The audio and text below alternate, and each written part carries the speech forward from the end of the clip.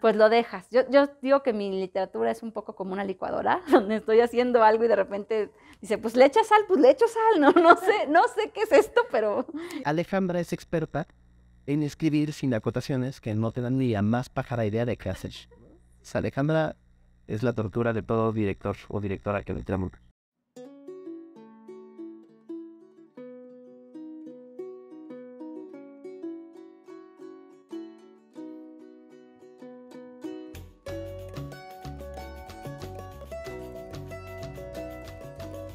Nací aquí en el Distrito Federal, pero a los 6 meses me mudé a Mérida. Entonces, toda mi vida y mi obra están muy influidos por mi paso por Tierra Maya. Yo me siento yucateca porque pues, uno cobra conciencia al año. Mis papás, sobre todo mi papá, contaba que yo desde chiquita decía que quería ser escribidora. Y de lo que sí me acuerdo es que mi abuelita tenía en su casa una de esas máquinas de escribir viejísimas que les picaba si se movía una cosita. Y que yo ni me sabía las letras y me sentaba ahí a picarle, ¿no? Y con el teatro en específico tuve 2 encuentros muy tempranos. Uno fue allá en Mérida, en el último año del kinder. Yo estaba en un kinder Montessori donde te dejaban como escoger qué hacías. Y entonces yo agarré una pizarra y me puse a escribir algo, un cuentito. Y me fui al recreo y regresando, cuando regresé seguí escribiendo. Entonces una niña se fue a quejar con la maestra de Alejandra, tiene todas las pizarras, ¿no? Entonces, la maestra llegó y se dio cuenta que era algo que continuaba, ¿no? O sea, que me había agarrado todas las pizarras porque era la misma cosa. Sí. Y entonces le gustó tanto que me dijo, oye, ¿y si hacemos esto una obra de teatro y la montamos al final del año? Y entonces, pues yo obviamente dije que sí, pero yo quería hacer un venado. Pero como yo era la escritora, no me iban a dar todo lo que quería, entonces me quitaron el papel del venado, entonces me enojé muchísimo. Y entonces inventé una jirafa y me di el papel principal. Okay. Muy malamente. Cuando estudio en la SOGEM, el tiempo que estoy en la SOGEM, yo entré creyéndome y sintiéndome poeta. Y cuando me reencuentro con el teatro y descubro todo el teatro más simbolista, encuentro un teatro que yo estaba muy, pues como todo mundo, ¿no? Casada con que el teatro era realista. Claro. Y cuando encontré que el teatro no tenía que ser realista, que al contrario, que hay toda una gran y descomunal tradición de otras formas teatrales, fue cuando me vuelvo a reencontrar. Regresamos de Mérida, mi papá era maestro universitario y específicamente era investigador, muy clavado en laboratorios psicológicos. Entonces él fue fundador del laboratorio de psicología de aquí del UNAM y después se fue y fundó el laboratorio de psicología en Mérida y regresamos a la UAM y me metí a la SOGEM y dije, bueno, pues ahí estudian gente. Y después de mis años en la SOGEM dije, no, creo que sí estoy hecha para la universidad, pero para cosas que no tengan números, ¿no? Okay. Y yo ya iba segurísima que quería colegio de teatro, dramática y teatro, y se iba segurísima que quería dramaturgia desde el día 1. Entonces entré muy informada, entré muy enamorada del colegio y así lo viví. Me meto a la Fundación para las Letras Mexicanas. La fundación yo la siento como una segunda carrera o una especialidad. También es algo que yo siempre le digo a las personas, si les interesa la escritura, apliquen, si quedan, recuerden que es un programa formativo. Hay la idea equivocada de que es un premio porque eres súper buenísimo. No, es un programa donde reconocen que tienes capacidad, que tienes talento, que vale la pena apoyarte, pero que vienes a formarte. Navaja Kawabata se adentra en la ancestral cultura japonesa. Fue escrita para representarse con marionetas del teatro japonés Bonoraku. A partir del encuentro de 2 mujeres para un ritual de belleza, conocemos la historia insólita de un hombre y un brazo. Basada en el cuento Un brazo de Yasunari Kawabata, fue llevada a escena en marzo de 2016 en el Foro Shakespeare en la Ciudad de México, con el patrocinio de la Fundación Japón en México. Se nos cruzó Navaja Kawabata, que también, si no mal recuerdo, fue el proyecto con el que cerró su beca en la fundación. Dije, bueno, pues tengo Navaja, esa sí está terminada. Y ya que estaba yo en contacto con Omar por lo de Brava, le dije, oye, tengo una obra rara como pegarle a Dios, que la entiende su madre y nadie más, y apenas si yo la entiendo, yo soy su madre. Que quiero, me está dando espacio David Elguín para leerla, ando buscando director y te la revientas. Me dijo, pues pásamela. Me dijo, está rara como pegarle a Dios, pero sí me interesa, ¿no? Yo, bueno, qué padre, qué bueno que te interesó mi rareza. Fue como escribir por 3 partes, la adaptación en un primer lugar, luego mi versión de esta historia y luego meter el burraco, ¿no? Creo que al final del día me gusta como un ejercicio de mestizaje que como que avanzó hasta cierto punto y ahí llegó. Personalmente siempre sentí ay, le faltó un punch, pero no lo tenía. Y creo que si la revisitara ahorita, si alguien me dijera, la quiero montar, le ayúdame que le doy otra freidita en el sartén, como decimos. Nos enteramos que en la Fundación Japón en México, que depende de la Embajada japonesa en México, daba un recurso económico para proyectos artísticos. Metimos la solicitud y nos ganamos la lana para producir la obra. Por ejemplo, que ya teníamos nuestra carpeta y que de repente Takahiro sí podía estar dentro del elenco. Era bien interesante ver la cara de un japonés. Por ejemplo, mi primera indicación con el vestuario es no quiero ver caras. La única cara que quiero ver es la de él. Entonces, todos los demás actores tienen que poder ver, pero no te debes ver su cara. No, porque entonces lo que yo quería era que justo ese extrañamiento que como latinos, como mexicanos nos generan las caras extranjeras, pues se era súper potenciado. Y bueno, lo único que veíamos era a Taka, con un brazo que era un brazo de maniquí. La idea, bueno, tuvimos nuestra temporada en el Foro Shakespeare con Navaja Kawabata, nos fue bastante bien. El producto fue muy extraño, ahora que lo veo como en retrospectiva, de repente digo, ay, mi lado más denso y no sé si me gusta. Ya terminé de entender dónde empieza tu fidelidad a la forma, y creo que es muy importante, y dónde tienes que empezar a también colar tu voz sin tenerle miedo. Lo que creo es que todo el teatro de marionetas, y el burraco entre ellos, logra una tridimensionalidad de lo performático que no se logra en el teatro humano. Cuando lo llego a revisitar por cuestiones de que te dicen tu obra o algo así, siento que le faltó ser su obra propia. Estaba todavía muy pegada a la adaptación y me faltó adueñarme de esa historia, que era algo que llegué a llevar esa obra un par de veces con David Holguín para que me diera su opinión, y él me decía que le gustaba mucho, pero que sentía que estaba muy adaptación fiel, ¿no? Dijo, despégate. Y esas cosas interesantes que te pasan entre dos grandes figuras, ¿no? Porque Silvia Peláez también es muy buena. Ella me decía, no, porque estás en adaptación y está. O sea, entonces, como que tenía las dos voces. Ahorita me gustaría darle un poquito más un giro de su propia historia, pero me gusta el texto en general. ¿Cómo hablamos de algo tan violento como es pilarle un brazo a una mujer en un contexto donde la violencia contra las mujeres está muy cabrón, pero en donde el vato realmente está enamorado de eso? O sea, que se vea lo salvaje que es, pero que también se vea sin el juicio satanizador, sino verlo lo escalofriante que es que este vato lo vea hermoso. Ese era como un poco el tema. ¿Cómo logramos que el público salga acercado de verlo? Que diga, ¿qué es esto? Porque esto está hermoso, pero es que no está bien.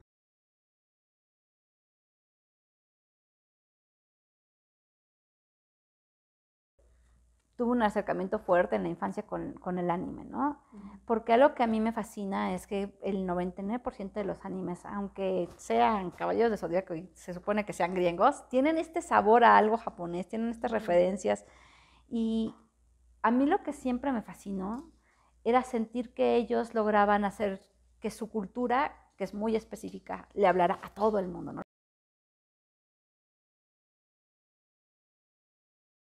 Creo que todo dramaturgo somos unos controladores. Tu historia ya existe y existe completita y como tú la quieres en un papel, que esa es la palabra escrita. Creo que el dramaturgo siempre tiene que tener estos doble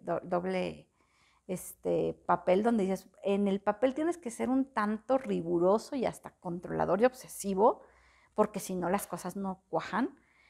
Pero en el momento de entender que del montaje, entender que del otro lado de la mesa hay una cantidad importante de seres igual de creativos que tú, igual de creadores que tú. O sea, un director, un buen director, es un creador. Un actor es un creador. Un iluminador, un vestuarista, échale todo lo que lleva un buen montaje. Todos ahí son creadores. Mi texto existirá y existió siempre en el papel. Lo toma alguien, por favor, hazlo tuyo a tu manera. Entonces, si alguien me dice, mira, esta escena me sobra, esta escena me gustaría cambiarle, este diálogo no, esto, lo que sea, al menos de que sea algo yo que sienta que altera terriblemente el sentido. Pero mientras sea algo que pertenece a mi aliento original y que le da a tu voz más fuerza, adelante, porque este es tu montaje. Yo agradezco mucho de Alejandra, es que es muy respetuosa de los procesos creativos. Yo siempre la invité, a mí no me genera ningún pedo. En mi generación se decía mucho, no sé si ahora se sigue diciendo, que no hay mejor dramaturgo que el muerto, ¿no? Que porque pues, no se mete. Y la verdad es que Alejandra es de las pocas dramaturgas que conozco que son hiper respetuosas y que te dejan... Ellos acabaron, se apagaron su computadora y te dan el proyecto y ya tú te haces bolas, ¿no? La obra es muy compleja. Alejandra escribe muy bello porque escribe muy difícil. Dirigir sus textos es... Alejandra lo sabe y se lo he dicho en su cara. Es un dolor en el trasero. Porque es muy bello, es un gran reto, pero es muy complicado. A través de la truculenta historia de El Pollo, un taur de 70 años, Brava Ley narra numerosos hechos que reflejan cómo se vive en el campo mexicano.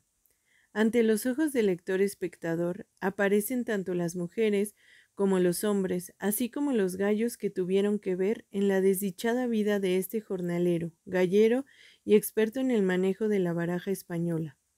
Las espadas, los oros, los bastos y las copas se convierten en personajes. Al final, se incluye un glosario de las cartas para usarse en escena durante la representación de la obra. Yo había escrito Brava bajo petición e inspiración de Omar, que me dijo, quiero trabajar el gallo de oro. Y yo le dije, sí. Y quiero cartas. Y yo, sí. Y entonces ya me fui y regresé. Le dije, ya tengo, ¿no? Cartas y que se cuenta diferente según qué carta. Y así. Y le empecé a escribir y le dije, oye, ya no es el gallo de oro. Porque mi personaje no quiere hacer lo que hace el gallo de oro. No se quiere morir solito en su casa, que se quiere vengar de todos y hacerse narco. Y dice, bueno, está bien. Entonces dejamos la inspiración y creo que es muy visible la inspiración y no la oculto en lo más mínimo, pero tomó su propia vida. En algún momento a mí se me viajó en la cabeza porque siempre he sido como muy rulfiano. Me encontré con El Gallo de Oro, lo empecé a leer, me enteré que era pues una novela que originalmente había surgido como guión, pero que terminó siendo novelado y que después ya tuvieron que hacer la adaptación para guión y que fueron las dos versiones cinematográficas. Lo leí, me viajó la cabeza y hablé con Alejandra y Alejandra le dije así de, güey, está esto, ¿qué onda? ¿Le entra? Y le entró. Entonces estuvo bien interesante como el proceso de creación. Evidentemente yo tenía otra idea y Alejandra hizo otra cosa completamente diferente, mucho mejor de lo que yo había planeado. Nunca llegó a montaje. Todavía hace unos meses intentamos platicar a principios de este año a ver si lo lográbamos montar, pero ya también los tiempos suyos y los míos están muy complicados. No se logró montar porque en aquel entonces teníamos un vínculo con un espacio independiente que justo en aquel entonces tronó económicamente, que eran los que lo iban a producir. Era un espacio que estaba en Isabela Católica número 13, que se llamaba LAF 13. La idea con LAF 13 era una intervención de espacios no convencionales. Eran paredes pintadas de blanco y ahí hacías teatro, en unos despachos consultorio. Era una cosa súper rara, porque no había ningún dispositivo escénico, no había varas, no había nada. Y era, a partir de allí, hacer todo. Y lo que tú intervinieras del espacio, cuando terminabas lo tenías que dejar. Entonces también era muy caro pensar en intervenir el espacio como muy drásticamente, pensando en que pues lo teníamos que regresar a su estado de consultorio, lo que era, ¿no? Convencional. Brava Ley me parece hiper mexicana y al mismo tiempo hiper universal y al mismo tiempo hiper rolfiana, pero no te sabe a Rulfo, pero no... Es una cosa muy rara lo que logra esa mujer. Se viaja muy cabrón y yo adoro cómo se viaja. Que puede crear atmósferas desde una voz propia, pero que te evoquen y te generen sabores y sensaciones totalmente distantes. Bueno, el de dramaturgia de japonesa teatro no, con Rick Emmert, él venía desde Japón, ha venido 2 veces o 3, y la formación fue increíble, o sea, me dio muchísimas herramientas, me hizo entender no solamente, ok, está esta forma teatral japonesa, pues de su buena centena de años, sino un respeto por si te vas a acercar a otra cultura, acércate desde el respeto, ¿no? Desde el aprender y desde no comprendo, pero voy a tratar de. que es lo más que uno puede intentar con una cultura. En esta obra se puede apreciar cómo Alejandra Castro toma una leyenda yucateca y la relaciona con la historia de una mujer activista y feminista de principios del siglo pasado y de la misma región, Elvia Carrillo Puerto. Retoma una estructura escénica milenaria de Japón y habla de un tema de actualidad como son los feminicidios en México. Esta historia no acontece en una ficción realista o anecdótica. Es una alegoría donde, más que personajes, actúan metáforas que nos ayudan a alejarnos de las convenciones occidentales de teatralidad. Empezó a surgir en el IMBA la necesidad de voltear también a esas otras culturas. Y se formó un seminario de arte y cultura, de estudios de arte y cultura México-Japón, con especialistas de Japón y de México. La idea era encontrar estas manifestaciones donde están las dos culturas. Y yo comencé a buscar, pues, en el teatro qué había pasado, ¿no? Si había alguna cosa que pues pudiera yo comenzar a estudiar, y di con los textos de Alejandra Castro. Yo empecé a estudiarla a partir de su estructura y a partir del texto. O sea, mi idea no era realmente montarla, mi idea era más bien estudiarla desde este sincretismo cultural. El montaje ahorita, la gran mayoría es teatro de papel, también tenemos teatro de sombras y también tenemos una animación de anime contando la leyenda de Ixtabay. Somos mujeres extranjeras acercándose a una tradición totalmente masculina y totalmente tradicional. Decidimos que no toda la música iba a ser budista, pero nos dimos a la tarea de hacer estudios sobre los cantos originarios mexicanos, ¿no? Nosotros nos interesaba conocer estos cantos que justamente vienen del mestizaje. Y entonces, pues tenemos instrumentos que ya tienen que ver más con esta cultura mestiza y acuñamos el canto cardenche, que ya es también un canto mestizo, y también el son jarocho, que también ya es una música mestiza, ¿no? Y a partir de eso fue que empezamos a montarla, la llevamos a Japón, allá tuvo muy buena recepción, estaban muy asombrados también, sobre todo las historias de las mujeres que contábamos y la manera en que pudimos acercarnos al teatro no, o a la representación del no, siendo mexicanas y mujeres. Yo estoy muy asombrada y contenta del resultado de lo que ella hizo. Es algo, de nuevo, si tú me preguntas cómo te imaginas Sac de Rojo, obviamente me lo imaginaba teatro no, o sea, ya las máscaras del no, quizás con unos toques prehispánicos. A una gran hallazgo cuando fui a ver su primera presentación fue la música, porque decía, ¿cómo van a musicalizar esto? ¿No? A ver qué hacen. Y algo muy bonito que hizo fue que hizo Cardenche. Se está haciendo ahorita una traducción de todo el texto al maya contemporáneo, por supuesto. De hecho, la obra pues va a tener, como es teatro de papel, va a ser un montaje que lo vean a lo mucho unas 15 personas por función.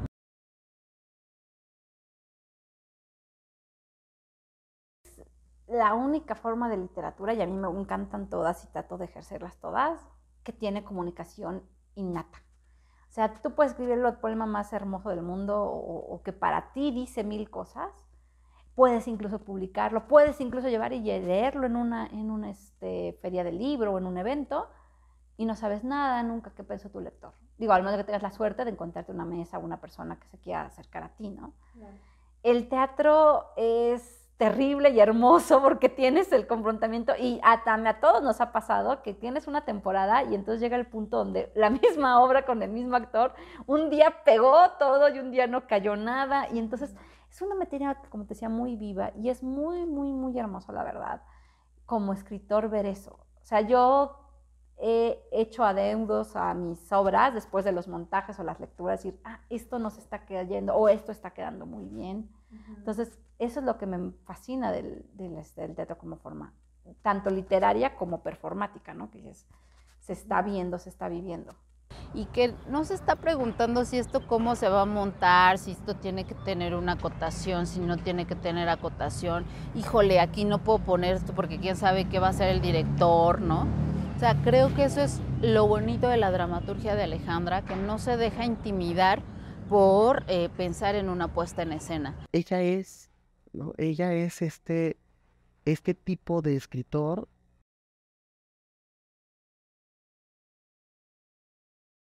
Yo creo que en una de esas me habría ido por la cocina, me encanta. O sea, pero por ejemplo, digo, es que podría ser chef, pero dices, ay, pero es que es una cosa muy, muy, muy, muy, muy pesada y es un mundo muy ingrato, pero me fascina la cocina. Y de verdad me cuesta mucho no pensarme en algo creativo, ¿no? Me pienso, bueno, quizás comunicaciones o quizás algo que se pareciera, pero la verdad es que de las pocas cosas que siempre he tenido muy claras es esto, ¿no? Es que yo quería escribir. La familiaridad entre el teatro y las sustancias, no nos podemos ser babosos, es milenaria, ¿no? O sea, no nos podemos ser mensos. Los ritos eleusinos eran una pachangota con hongos bien buena, ¿no? Y con vino y con todo. Creo que como todo está este punto donde es una herramienta y está este punto donde se vuelve algo que te está lastimando o estorbando, ¿no? O sea, y cada quien sabe su caso particular, dónde empieza eso. Pero también es cierto que a veces la dependencia es lo que es el asunto, ¿no? O sea, si te descubres teniendo que consumir para crear o para así, quizás hay un problema psicológico, humano, de alma, lo que sea tuyo que no estás, y eso te está permitiendo acallarlo, y quizás no sea lo que, si tu cuerpo, tu mente, tu corazón te están hablando, probablemente acallarlo no es lo más sano para ti. Olvidemos lo que digan o no la sociedad, a la larga que te va a costar. Y también otra cosa, toda sustancia con moderación, bienvenida, pero toda sustancia que altere con exceso te va a cobrar la factura a la larga. Todos mis personajes tienen mucho, me impresiona mucho que los personajes que más me parece hablan por mí son los infantiles y los hombres. Muchísimos de mis personajes femeninos son las voces de mi abuela, de mi madre, de las grandes mujeres de mi vida. Ahí entra una cuestión mía de cómo me siento transitando por el mundo. O sea, toda la vida yo siempre sentía que estaban los hombres, que eran unos señores o unos niños pues, interesantes, yo y las mujeres, que era una cosa como mágica, misteriosa y musical, que yo jamás, o sea, no me cabía en la cabeza que yo iba a hacer eso. Para mí las mujeres eran como perfectas y olían rico, y yo era una cosa extraña en el medio de los otros dos que no iba ni para la derecha ni para la izquierda.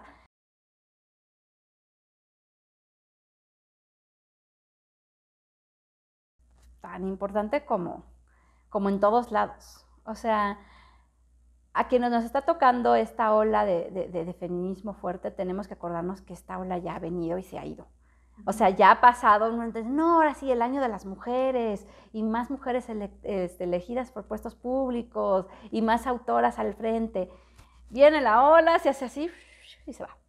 Y volvemos a lo que ha sido la norma, lo que es lo que todo el mundo conoce, que es los autores, bla, bla, bla, bla, bla, bla, bla. No por demeritar, pero sí por entender que cuando hay un sistema instaurado tan gigantesco como es el patriarcado, no lo vas a tirar con olitas, lo vas a tirar con una marea constante que no pare, ¿no? Porque si no, o sea, y con tú, hombres y mujeres, los dos involucrados en generar nuevas sociedades y generar nuevas mentalidades, y entonces sí lo vamos a quitar.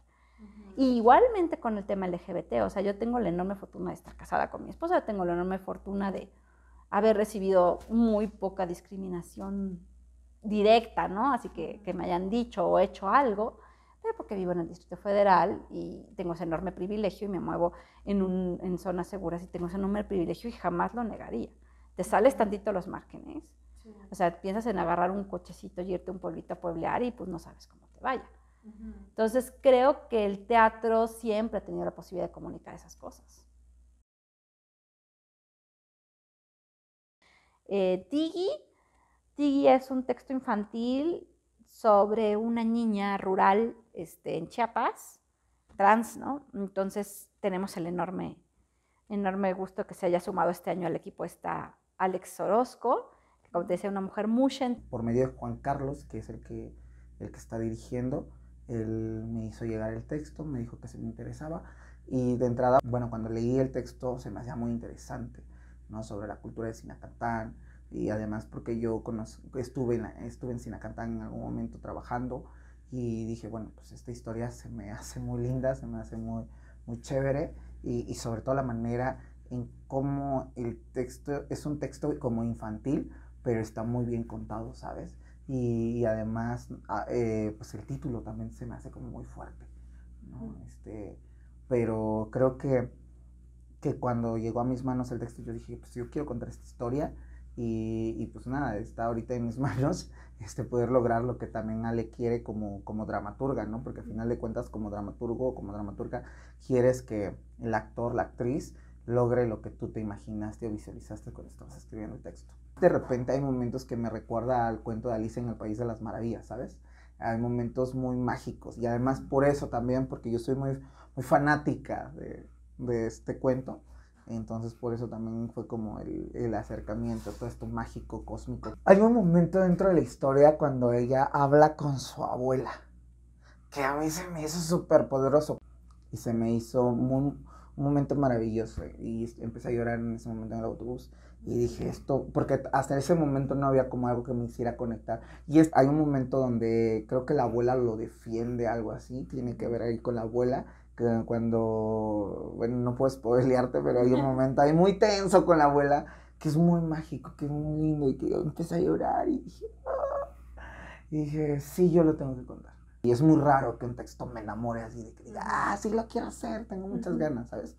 Entonces, cuando a mí me hablaron de esta lectura dramatizada, dije, bueno, va, está chido, me late la idea de poder hablar, y sobre todo hacer visibles, sobre todo el texto que habla acerca de esta cuestión de las terapias de conversión, que es está totalmente, no sé, es como una tortura. No es como una tortura, es una tortura para la infancia, ¿no? Que ocurre, y además como Ale lo lleva tan limpio.